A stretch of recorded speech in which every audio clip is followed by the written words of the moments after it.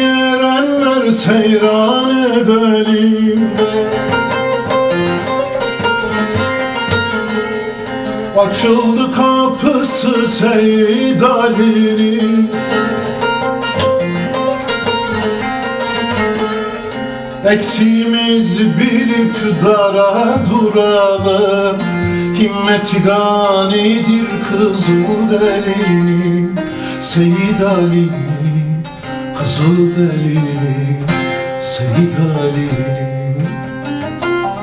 Ne güzel baharı yetmiştir şimdi, lalesi sümbülü açmıştır şimdi.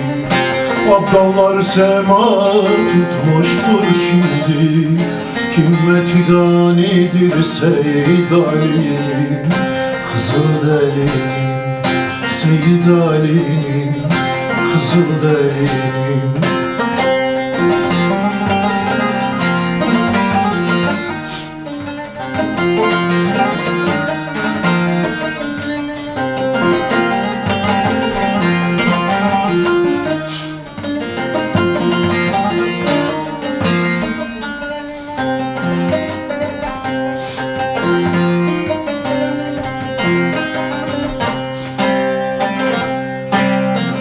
Çekti sancağını dağlar dolanır,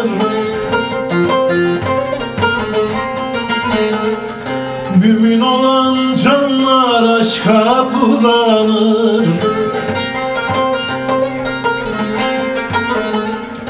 Kurbanlar tılanır, çırak uyanır, çekilir gülbenkler Seyyid Ali'nin, Kızılderili'nin, Seyyid Ali'nin, Kızılderili'nin.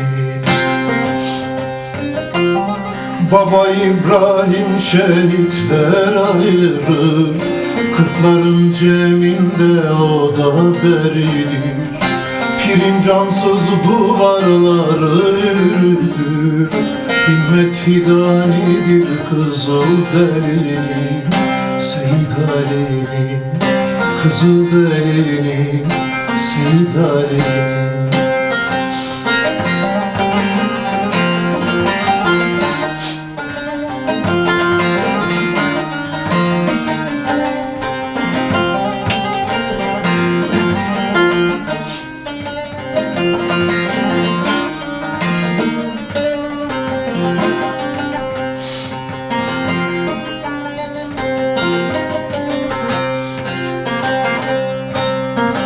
Pir sultanın neydir kendi özümüz,